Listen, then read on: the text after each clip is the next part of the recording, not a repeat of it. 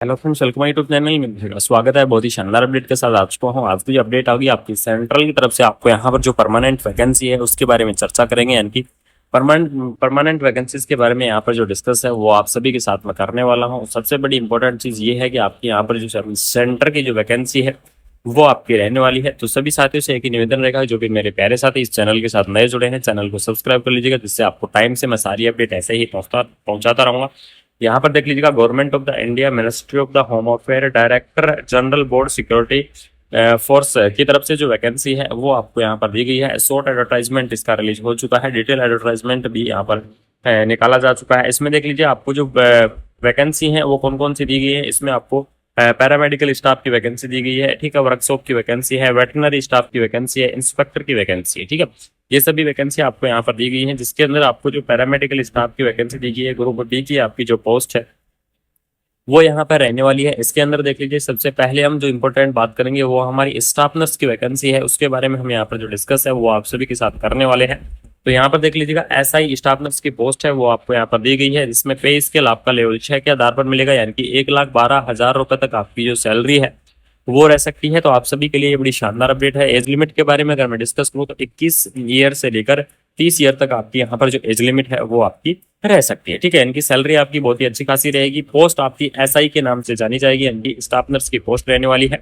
उसके बाद में आपकी ग्रुप सी की यहाँ पर जो पोस्ट है वो दी गई है। ग्रुप सी की पोस्ट के अंदर आपको देख लीजिएगा, लैब टेक्नीशियन की पोस्ट रहेगी, जिसे एएसआई की पोस्ट के नाम से जाना जाएगा। फिजियोथेरेपिस्ट की पोस्ट रहेगी, जिसे भी एएसआई के नाम से यहाँ पर जाना जाएगा, ठीक है। इसमें देख लीजिए, लेवल 5 के आधार पर आपको जो सैलरी है वो रहेगी, यानी कि 29,200 रुपए से लेकर 52,000 रुपए तक आपकी जो सैलरी है वो यहाँ पर रह सकती है। एज लिमिट के बारे में अगर मैं डिस्कस करूँ तो लैब टेक्नीशियन की आपकी जो एज लिमिट रहेगी वो मिनिमम 18 ईयर रहेगी, और जो मैक्सिमम है वो आपकी 25 ईयर रहने वाली है। और फिजियोथेरेपिस्ट की अगर मैं बात करूँ तो फिजियोथेरेपिस्ट के अंदर मिनिमम आपकी 20 ईयर रहेगी, और जो मैक्सिमम है वो आपके यहाँ पर 27 ईयर एज लिमिट है वो आपको यहाँ पर देखने को मिल जाएगी, ठीक है। टोटल वैकेंसी आपको देख लीजिएगा, ग्रुप सी पोस्ट के अंदर टोटल आपकी 85 यानी कि 85 वैकेंसी आपको यहाँ पर दी गई है। उसके बाद में बात करते हैं ग्रुप बी की पोस्ट, यानी कि वर्कशॉप की जो पोस्ट है उसके बारे में डिस्कस कर लेते हैं, जिसके अंदर व्हीकल मैकेनिकल की जो पोस्ट रहने वाली है, लेवल 6 के आधार पर सैलरी रहेगी, यानी कि 1,12,000 रुपए तक आपकी जो सैलरी है वो यहाँ पर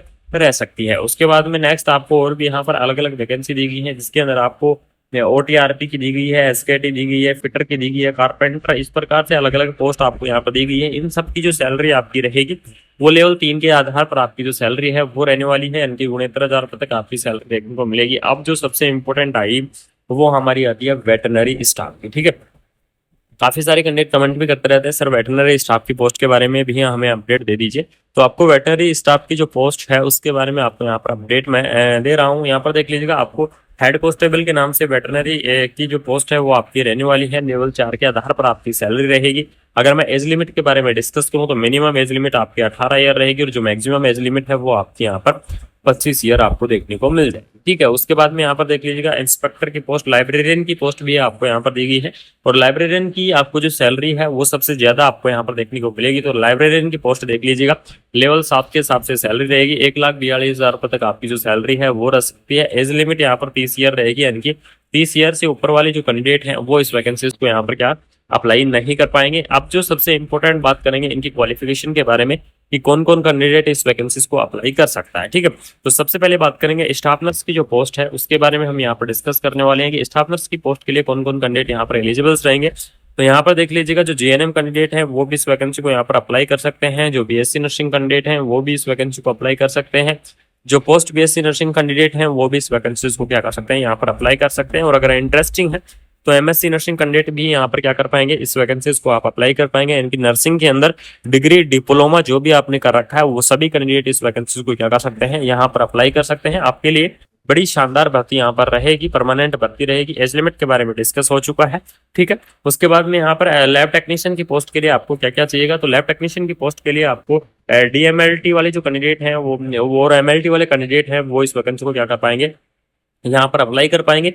फिजियोथेरेपिस्ट के लिए आपको डिग्री या डिप्लोमा होना चाहिए, फिजियोथेरेपिस्ट के अंदर वो यहाँ पर अप्लाई कर सकते हैं। उसके बाद में कारपेंटर वगैरह के लिए आपको साक्षरता होनी जरूरी है, ठीक है, 12th पास या फिर ग्रेजुएट होना जरूरी है इनके लिए। उसके बाद में वेटनरी के लिए आपको इसमें आपको जो कोर्स होता है वो आपका होना चाहिए। उसके बाद में लाइब्रेरियन के लिए आपको एक्सपीरियंस यहाँ पर मांगा जाएगा, कि आपने पिछले 5 साल के अंदर कहाँ पर आपने वर्क किया है वो आपकी सर्विस यहाँ पर मांगी जाएगी। उसके बाद में आपको वैकेंसी को अप्लाई किया जाएगा। सबसे इंपॉर्टेंट चीज आती है वो ही सिर्फ मेन फोकस रहेगा हमारी नर्सिंग की भर्ती और जो लैब टेक्नीशियन फिजियोथेरेपिस्ट की भर्ती है इनके ऊपर आपका मेन फोकस यहाँ पर रहने वाला है। और यही आपके लिए जो सबसे शानदार अपडेट है वो रहने वाली है। ठीक है, तो इसमें सभी कैंडिडेट इस वैकेंसी को अप्लाई कर पाएंगे। वैकेंसीज की बारी लास्ट डेट वगैरह के बारे में भी यहाँ पर डिस्कस कर लेते हैं। तो यहाँ पर देख लीजिएगा, application will be accepted only the online mode. ठीक है, यानी कि ओनली फॉर ऑनलाइन मोड इसके एप्लीकेशन फॉर्म एक्सेप्ट होंगे। अगर आप बाकी अगर किसी अदर मोड से एप्लीकेशन फॉर्म भरने की कोशिश करेंगे तो आपका जो एप्लीकेशन फॉर्म है वो आपका यहाँ पर मान्य नहीं होगा। ठीक है, इसके अंदर देख लीजिएगा, last date for the acceptance of the application, यानी कि एप्लीकेशन की जो लास्ट डेट रहेगी वो 30 डेज आपकी रहने वाली है पब्लिकेशन से। यानी जिस दिन आपका यहाँ पर वो क्या था एडवर्टाइजमेंट रिलीज हुआ था उस दिन से लेकर आपकी 30 दिन रहेगी। यानी कि पूरे आपकी 16 जून को इसकी जो लास्ट डेट है वो रहने वाली है। उसके बाद में आपके इस वैकेंसी को अप्लाई नहीं कर पाएंगे।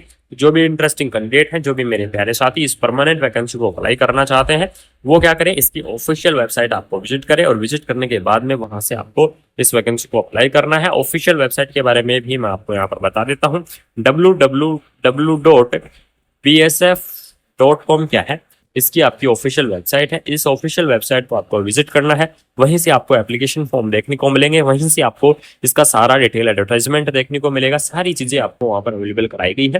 तो सभी साथियों से निवेदन यही रहेगा कि जल्दी से जल्दी जाके आप एप्लीकेशन फॉर्म को अप्लाई करें, क्योंकि बाद में काफी इश्यू यहाँ पर क्रिएट हो जाते हैं। तो आप इस वैकेंसीज को अप्लाई कर दिए। बाकी आपको मिलता हूँ कोई नई अपडेट के साथ, नई वीडियो के साथ। तब तक थैंक यू सो मच। जय हिंद, जय जाती है वो ही सिर्फ मेन फोकस रहेगा हमारी नर्सिंग की भर्ती और जो लैब टेक्नीशियन फिजियोथेरेपिस्ट की भर्ती है इनके ऊपर आपका मेन फोकस यहाँ पर रहने वाला है। और यही आपके लिए जो सबसे शानदार अपडेट है वो रहने वाली है। ठीक है, तो इसमें सभी कैंडिडेट इस वैकेंसी को अप्लाई कर पाएंगे। वैकेंसीज की बारी लास्ट डेट वगैरह के बारे में भी यहाँ पर डिस्कस कर लेते हैं। तो यहाँ पर देख लीजिएगा, application will be accepted only the online mode. ठीक है, यानी कि ओनली फॉर ऑनलाइन मोड इसके एप्लीकेशन फॉर्म एक्सेप्ट होंगे। अगर आप बाकी अगर किसी अदर मोड से एप्लीकेशन फॉर्म भरने की कोशिश करेंगे तो आपका जो एप्लीकेशन फॉर्म है वो आपका यहाँ पर मान्य नहीं होगा। ठीक है, इसके अंदर देख लीजिएगा, last date for the acceptance of the application, यानी कि एप्लीकेशन की जो लास्ट डेट रहेगी वो 30 डेज आपकी रहने वाली है पब्लिकेशन से। यानी जिस दिन आपका यहाँ पर वो क्या था एडवर्टाइजमेंट रिलीज हुआ था उस दिन से लेकर आपकी 30 दिन रहेगी। यानी कि पूरे आपकी 16 जून को इसकी जो लास्ट डेट है वो रहने वाली है। उसके बाद में आपके इस वैकेंसी को अप्लाई नहीं कर पाएंगे। जो भी इंटरेस्टिंग कैंडिडेट हैं, जो भी मेरे प्यारे साथी इस परमानेंट वैकेंसी को अप्लाई करना चाहते हैं, वो क्या करें, इसकी ऑफिशियल वेबसाइट आपको विजिट करें और विजिट करने के बाद में वहां से आपको इस वैकेंसी को अप्लाई करना है। ऑफिशियल वेबसाइट के बारे में भी मैं आपको यहाँ पर बता देता हूँ। www.psf.com क्या है, इसकी आपकी ऑफिशियल वेबसाइट है।